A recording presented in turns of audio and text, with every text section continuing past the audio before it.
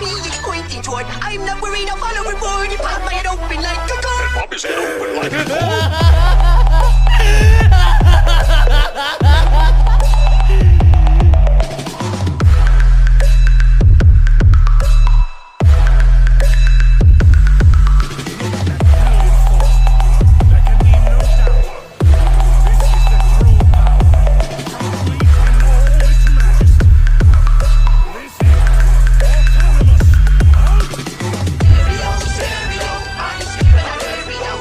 इस एपिसोड की स्टार्टिंग में हम देखते हैं बुल्मा को, जो ब्रोली की वाइफ से बात कर रही थी।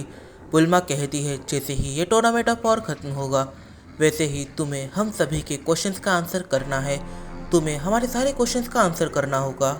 इस पॉइंट पर ब्रोली की वाइफ कहती है तुम लोग काफ़ी सारी चीज़ों को गलत समझ बैठे हो, पर टाइम के साथ तुम्हारे सारे क्वेश्चंस को मैं क्लियर कर दूंगी, पर आखिर बैटल को देखो। फिर सीन शिफ्ट होता है, हम देखते हैं यहाँ पर जो एक्रिस है और ग्रैंड प्रीस्ट है, इन दोनों के ही पंच आपस में टकराते हैं। इनके पंचेस टकराने की वजह से काफ़ी सारी चीज़ें वाइब्रेट हो रही थी। इस पॉइंट पर जो ग्रैंड प्रीस्ट है वो एकदम से अपनी किक से अटैक करते हैं, पर जो एक्रिस है वो उनकी किक को ब्लॉक करने में कामयाब हो जाता है। ग्रैंड प्रीस्ट यहाँ पर कहते हैं आज तक किसी ओमनी गॉड में भी इतनी हिम्मत नहीं थी कि वो मेरा सामना कर सके। तभी एक्रिस एकदम से ग्रैंड प्रीस्ट के चेहरे पर पंच मारने का ट्राई करता है, पर ग्रैंड प्रीस्ट इस अटैक को ब्लॉक करते हैं। यहाँ पर जो एक्रिस है वो कहता है मैं किसी और के बारे में नहीं जानता, पर हाँ मैं तुम्हें ज़रूर हरा सकता हूँ। इस पॉइंट पर जो ग्रैंड प्रीस्ट है वो यहाँ पर कहते हैं मिस्टर सेन तुम काफ़ी ज़्यादा इंटरेस्टिंग हो। इस पॉइंट पर ग्रैंड प्रीस्ट और एक्रिस इन दोनों के ही बीच एक hand to hand combat start था। यहाँ पर जो एक्रिस है उसकी स्ट्रेंथ किसी तो भी ग्रैंड प्रीस्ट से मैच हो रही थी। इस पॉइंट पर दोनों के पास सेम अमाउंट ऑफ स्पीड और सेम अमाउंट ऑफ स्ट्रेंथ थी, और इनका हैंड टू हैंड कॉम्बैट कि ऐसे लग रहा था कि दोनों में से कोई भी डोमिनेट नहीं कर रहा है। इस पॉइंट पर जो ग्रैंड प्रीस्ट है उन्हें इस बैटल में काफ़ी ज़्यादा चोट लगने लग जाती है, और एक्रिस को भी काफ़ी ज़्यादा चोट लग रही थी, पर जो ग्रैंड प्रीस्ट है वो ये सब यहाँ पर इंजॉय कर रहे थे, और एक हद तक एक्रिस भी इन चीज़ों को सिर्फ इंजॉय कर रहा था। ये हैंड टू हैंड कॉम्बैट इतना ज़्यादा डेंजरस था कि इस पॉइंट पर इन दोनों की वजह से टूर्नामेंट ऑफ पावर का स्टेडियम यहाँ पर तबाह होने लग जाता है। इस पॉइंट पर जो ग्रैंड प्रीस्ट है वो यहाँ पर एकदम से रुकते हैं। वो एक्रिस से कहते हैं तुम पहले से डीमन हो जिसने मेरी वीकेस्ट ट्रांसफॉर्मेशन में मुझे इतना अच्छे से होल्ड किया है। और तभी ग्रैंड प्रीस्ट कहते हैं पर मुझे आप टाइम वेस्ट बिल्कुल भी नहीं करना है, तो अब मुझे तुम्हें जल्द से जल्द निपटाना होगा। अभी तक ग्रैंड प्रीस्ट नो डाउट काफ़ी अच्छे से बैटल कर रहे थे, पर फिर भी वो होल्ड बैक कर रहे थे, पर अब वो होल्ड बैक बिल्कुल भी नहीं करते। इस पॉइंट पर जो ग्रैंड प्रीस्ट है वो अपनी बेस ट्रांसफॉर्मेशन की 100% का यूज़ करने लग जाते हैं, और एक्रिस भी तैयार हो जाता है। इस पॉइंट पर जो ग्रैंड प्रीस्ट है वो यहाँ पर अपने पंचेस से एक्रिस के ऊपर अटैक करता है। इस पॉइंट पर जो एक्रिस है वो एकदम से सारे ही अटैक्स को डॉच करने लग जाता है, और एक्रिस ग्रैंड प्रीस्ट के अटैक को डॉच ही कर रहा था कि एकदम से ग्रैंड प्रीस्ट का एक अटैक इतना डेंजरस था कि वो डॉच नहीं हो सकता था, और तब एक्रिस को उस अटैक को ब्लॉक करना पड़ जाता है। तभी ग्रैंड प्रीस्ट एकदम से एक स्ट्रिंग अटैक करते हैं। ये जो अटैक है वो सब सामने जाता है, तब वो इतना तेज़ होता है कि कोई उसे देख नहीं सकता, और हाँ वो अपने सामने वाली हर एक चीज़ को पूरी तरीके से डिस्ट्रॉय कर देता है। ये जो अटैक है वो काफ़ी ज़्यादा तेज़ से एक्रिस की तरफ बढ़ रहा था, बट तभी एक्रिस एकदम से नीचे बैठ जाता है और उस अटैक से बच जाता है। इस पॉइंट पर एक्रिस यहाँ पर सोचता है कि आखिर अब वो क्या करे, क्योंकि अब जो ग्रैंड प्रीस्ट है वो उसके ऊपर थोड़ा बहुत डोमिनेट करने लग जाते हैं, बट तभी उसके चेहरे पर एक स्माइल आती है और वो अपने हाथ में एक काफ़ी ज़्यादा डेंजरस अटैक बनाने लग जाता है। इस पॉइंट पर उसकी आवाज़ भी काफ़ी ज़्यादा भारी हो चुकी थी। पॉइंट पर जो ग्रैंड प्रीस्ट है वो एकदम से चिल्लाते हैं तो तुम्हें वाकई में लगता है कि तुम्हारा अटैक मुझे कुछ भी कर सकता है, और एक्रिस का अटैक ग्रैंड प्रीस्ट से टकराता है, और इस पॉइंट पर ग्रैंड प्रीस्ट को इस अटैक से सीरियस डैमेज होता है। ग्रैंड प्रीस्ट इस पॉइंट पर दर्द से कर्रा रहे होते हैं कि तभी एकदम से ग्रैंड प्रीस्ट के रिएक्शन पूरी तरीके से चेंज हो जाते हैं। उन्हें पहले दर्द हो रहा था, पर अब उनके चेहरे की तरफ देखकर हमें लगता ही नहीं कि उन्हें दर्द हो रहा था।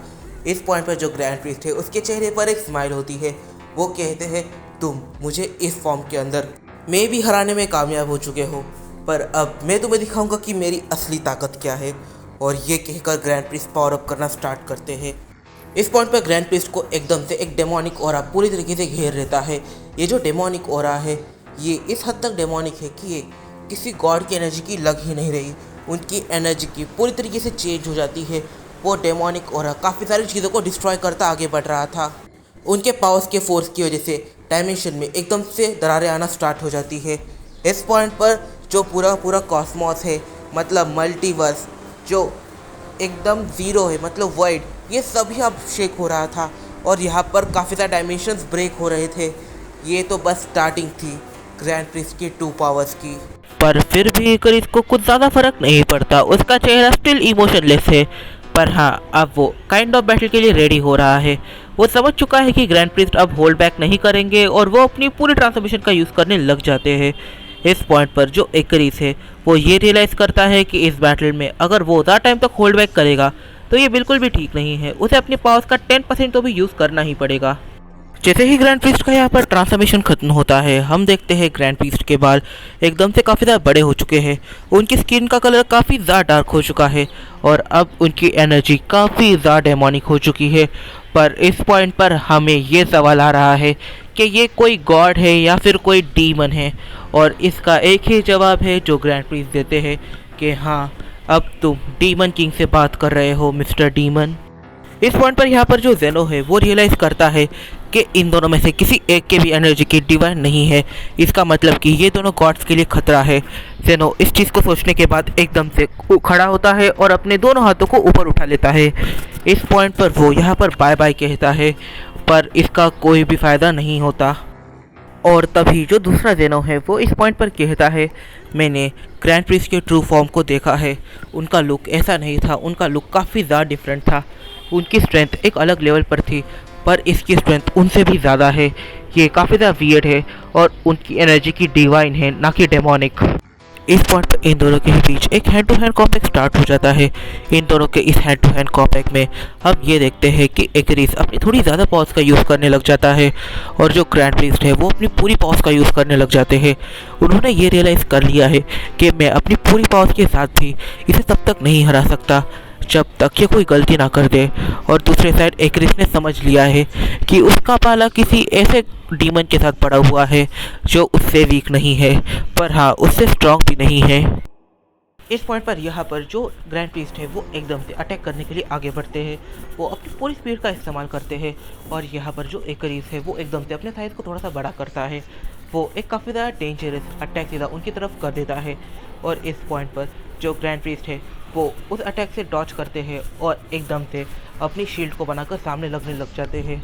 और जो एक्रिस है वो इस पॉइंट पर उन्हें देख लेता है और काफ़ी डेंजरस पंच मारता है।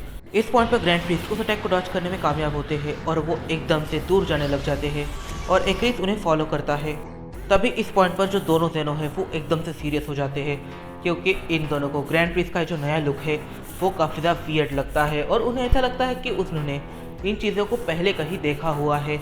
प्रॉब्लम ये है कि इनके पास इनकी पूरी मेमोरीज नहीं है। जब एक्रिस यहाँ पर रियलाइज करता है कि ग्रैंड प्रीस्ट कि लूसिफ यहाँ पर होल्ड बैक नहीं करेगा, तब एक्रिस भी यहाँ पर डिसीजन लेता है कि वो भी लूसिफ को दिखाएगा कि एक ट्रू डीमन होता क्या है। और अब वो अपने सारे डेमोनिक मूव्स को खेलने लग जाता है। वो इस पॉइंट पर की अटैक्स को एकदम से ख़त्म ही कर देता है और अब वो स्ट्रिंग से अटैक करना स्टार्ट करता है। एक्रिस इस पॉइंट पर एक ताली बजाता है और काफ़ी सारी स्ट्रिंग्स इस पॉइंट पर लूसिफ की तरफ बढ़ रही थी। और तभी यहाँ पर जो लूसिफ है वो इस पॉइंट पर इन अटैक्स को डॉच करने की कोशिश करता है। वो इस पॉइंट पर एक अटैक को काफ़ी मुश्किल से डॉच करने में कामयाब होता है, पर जो बाकी अटैक्स थे वो इस पॉइंट पर उसे घायल कर देते हैं। और ये घायल करने का मतलब है उसके दोनों हाथों को उसके बॉडी से ही अलग कर देते हैं। और दूसरे साइड बुल्मा एकदम से देखती है कि वो जो स्ट्रिंग है जो लूसिफ ने डॉच करी है वो एकदम से मॉर्टल्स के उस एरिया की तरफ बढ़ने लग जाती है जहाँ पर सारे ही मॉर्टल्स बैठे हुए हैं।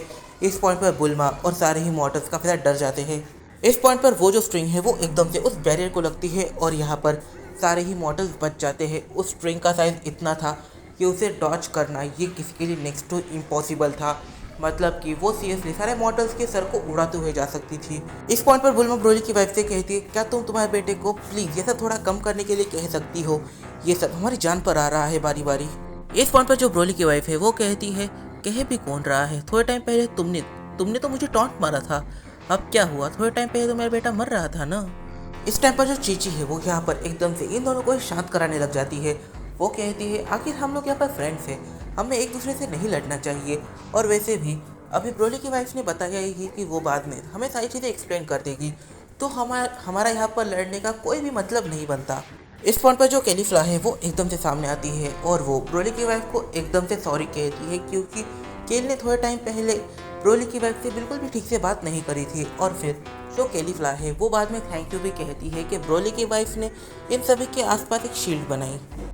इस पॉइंट पर जो ब्रोली की वाइफ है वो यहाँ पर थैंक यू सुन के थोड़ा सा शॉक होती है। वो कहती है मैंने कोई भी शील्ड नहीं बनाई है, तुम लोग मेरी वजह से नहीं बचे हो। और फिर सीन शिफ्ट होता है, हम देखते हैं एकरिस को। एकरिस इस पॉइंट पर लूसिफ की तरफ देख रहा था। लूसिफ इस पॉइंट पर एकदम से कहता है तुम वाकई में काफ़ी ज़्यादा स्ट्रांग हो। यहाँ पर जो एकरिस है वो एकदम से अपनी आंखों को बंद करता है। वो एकदम से चिल्लाता है गाढ़ों की विस्तार। और इस पॉइंट पर जो उसकी आंखें हैं वो एकदम से पहले से भी काफ़ी ज़्यादा लाल हो जाती है।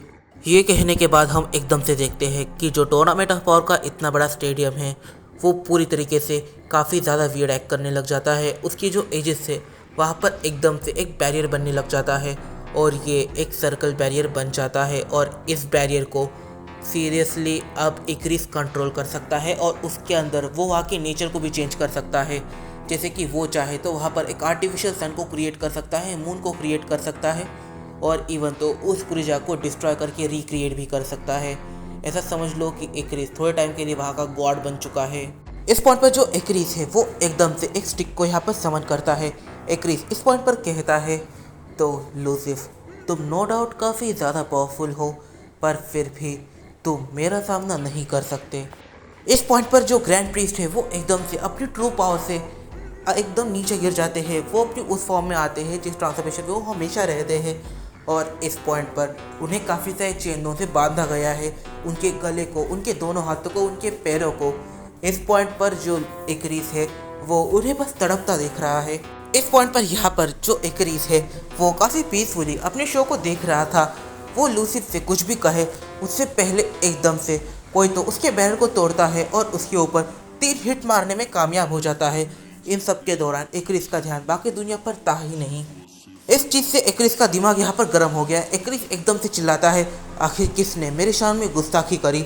वो एकदम से पीछे मुड़ता है। इस पॉइंट पर उसने दोनों ही हाथों में मुट्ठियाँ बना रखी थी और अब वो किसी के ऊपर अटैक करने ही वाला था। उसे पता नहीं कि अपोनेंट कौन है, उसने बस ओपोनेंट को सेंस किया। इस पॉइंट पर ये जो पंच है वो एकदम से जेनो को लगता है और जेनो इसे थोड़ा बहुत घायल होता है और पीछे जाकर गिरता है। इस पॉइंट पर एकरिस को लगता है कि यहाँ पर बस एक जेनो है, बट तभी उसके पीछे कोई उसके ऊपर अटैक कर देता है। इस पॉइंट पर इस बैटल एरिना में दो जेनो हैं। इस पॉइंट पर जो दोनों ही जेनो हैं वो एकदम से एक दूसरे की तरफ देखते हैं और एकरिस पर एक साथ अटैक करने के लिए आगे बढ़ते हैं। इस पॉइंट पर जो एकरिस है वो जेनो को देखता है और कहता है तो ये सब तुमने किया है, तुम्हें बस एक जगह पर बैठकर ये सारी चीज़ें देखनी चाहिए थी, तुम्हें इसमें इंटरफेयर करने की कोई भी ज़रूरत नहीं थी। अगर तुमने इंटरफेयर करा ही है तो अब भुगतो तुम। ये कहकर जो एकरिस है वो काफ़ी ज़्यादा डेंजरस अटैक बनाने लग जाता है। वो इन अटैक्स को दोनों जेनों के ऊपर करता है और इस पॉइंट पर दोनों जेनों इन अटैक्स को डॉज नहीं कर पा रहे थे क्योंकि काफ़ी ज़्यादा स्पीड में तो था ही, ऊपर से वो अटैक इन दोनों ही जेनों के पीछे लग चुका था। पर तभी उन जेनों के पीछे जो अटैक थे वो एकदम से वैनिश हो जाते हैं। इस पॉइंट पर एक जेनो ये देखने के लिए रुकता है कि एकदम से एकरिस उसे काफ़ी ज़्यादा डेंजरस पंच मारता है। वो कहता है रुको, तुम्हें तुम्हारी स्पीशीज से ही गायब करता हूँ, तुम्हारी स्पीशीज के तुम शायद लास्ट सर्वाइवर बचे हो ना, अगर मैं तुम्हें खत्म कर दूँ तो तुम्हारी स्पीशीज का कोई भी नहीं बचेगा और इससे मुझे फ़र्क नहीं पड़ता। ये बोलकर वो इतना ज़ोर से जेनो को पंच मारता है कि जेनो के मुंह से खून निकलने लगता है। इस पॉइंट पर इस वीडियो में काफ़ी सारे सवाल निकल के आते हैं। सबसे ज़्यादा सवाल तो यहाँ पर ये निकल के आता है आखिर लूसिफ ने ये किया कैसे होगा, मतलब कि उसने आखिर ग्रैंड प्रिस्ट के साथ अपनी जगह को कैसे बदला होगा। लूसिफ यहाँ पर है तो ग्रैंड प्रिस्ट कहाँ पर है, और आखिर जेनो को इस बैटल में कूदना पड़ गया। और इस पॉइंट पर एकरिस के खिलाफ सीरियसली दो जेनो बैटल कर रहे हैं, तो इसका ये मतलब है कि बंदा वीक तो बिल्कुल भी नहीं है, उसके सामने लेजिट ओमनी गॉड है। और यहाँ पर जो 12 एंजल्स और गॉड ऑफ डिस्ट्रक्शन है, गोकू, वेजिटा, ब्रोली, पूरा का पूरा यूनिवर्स 7 है, वो इस टाइम पर एक टाइप से छुप कर बैठा हुआ है। वो इनके बैटल में इंटरफेयर नहीं कर पा रहा क्योंकि ब्रोली ने हर किसी को रोक दिया है और गोहान और ट्रंक्स ये दोनों तो सांस ही नहीं ले पा रहे थे। इसके पीछे क्या रीज़न बनता है और आखिर इस बैरियर को क्रिएट किसने किया।